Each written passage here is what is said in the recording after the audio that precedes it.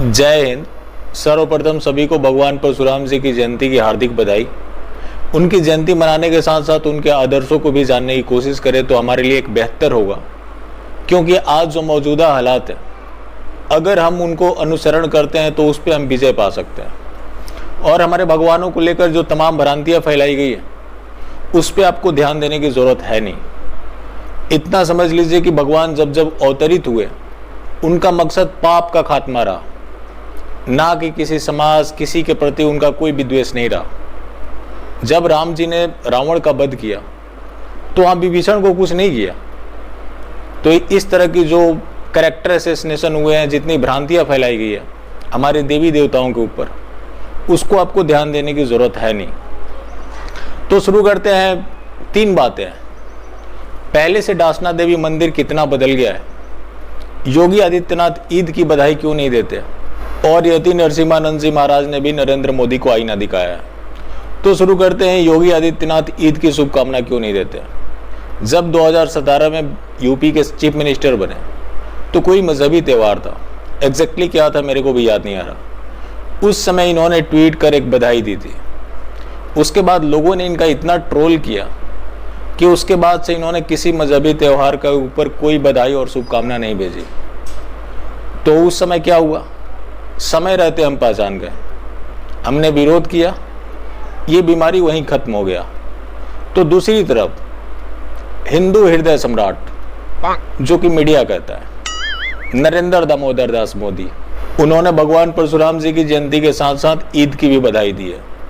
अब यहाँ भी इनके समर्थक कुछ बड़ा देख रहे हैं, क्योंकि जो भगवान परशुराम जी के लिए जो उन्होंने संदेश लिखा वो हिंदी में था, ईद उल फितर इंग्लिश में था।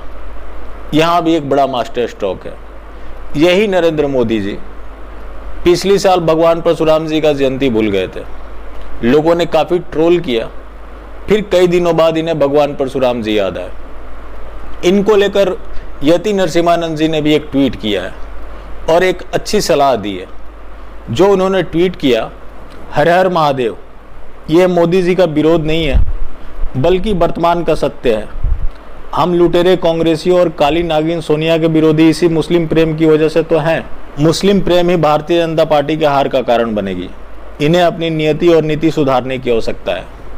यही बात तो हम लगातार बोलते आ रहे हैं।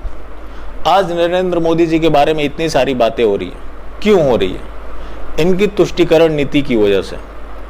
जो नरेंद्र मोदी आज खामोश है, इनके इतने कार्यकर्ता मारे गए, वही नरेंद्र मोदी कश्मीर में खुर्शीद जी को फ़ोन करते हैं और उन्हें ईद की बधाई देते हैं। वही खुर्शीद जी जब वोट डालने जाते हैं उससे पहले सर्वे करते हैं कौन सा ऐसा कैंडिडेट होगा जो भारतीय जनता पार्टी के कैंडिडेट को हरा रहा होगा। उस खुर्शीद जी के लिए इतनी सिंपैथी किसी हिंदू को भी कॉल कर लिया होता, भगवान परशुराम जी की जयंती की बधाई दे दी होती, लेकिन ये ऐसा नहीं करेंगे।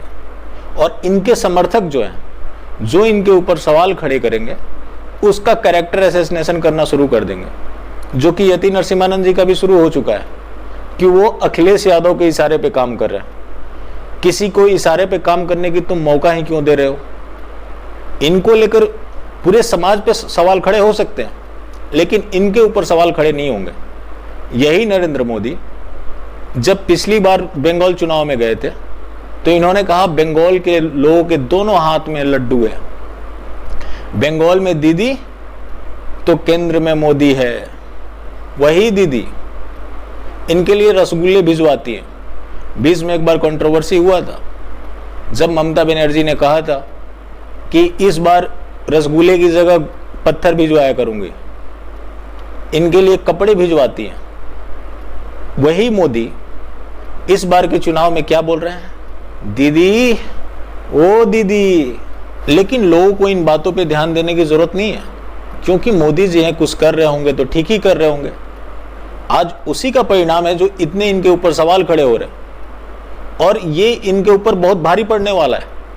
ये पहला मौका है जो इनके तुष्टीकरण पे इतने सवाल हो रहे हैं, और ये लगातार जारी रहेंगे, क्योंकि जो इनकी साजिश है, जो हिंदुओं के लिए प्रतीक के लिए कुछ कर देते हैं, बाकी जो ये जिहाद परस्ती कर रहे हैं, जिसके ऊपर मैंने कई वीडियोस किए हैं और ज़रूरत पड़ेगी तो और करते भी रहेंगे, क्योंकि हमारे पूर्वजों की 1000 साल की कुर्बानियों को हम एक चंद नेता की वजह से किसी के हाथ में नहीं सौंप सकते। यति नरसिम्हानंद जी ने मोहन भागवत के ऊपर भी सवाल खड़े किए हैं। इनकी ये पूरी साजिश है कि इस देश को इस्लामिस्टों के हाथ में सौंप दिया जाए। और दुख की बात है कि लोग इन बातों के ऊपर ध्यान देने की बजाय पार्टी भक्ति में जुड़े हुए हैं। अब बात आती है डासना देवी मंदिर की। एक जिहादी पहुंचा था वहाँ, पहले भी मैंने बताया क्या क्या वहाँ चेंजेस हुए। वहाँ पे पेंटिंग का कार्य चल रहा था जो अब भी जारी है। ये सारे जो नज़ारे हैं उसके बाद ही बदले हैं। तो अगर जिहादी जहाँ विरोध करते हैं तो समझ लो कि वहाँ कुछ अच्छा होने वाला है, और हमें उनके विरोध का ख्याल ना करते हुए हमेशा आगे बढ़ते रहना होगा। यही एकमात्र विकल्प है जो हम इस देश को बचा सकते हैं, वरना वो इस्लामोफोबिया का राग अलापते रहेंगे।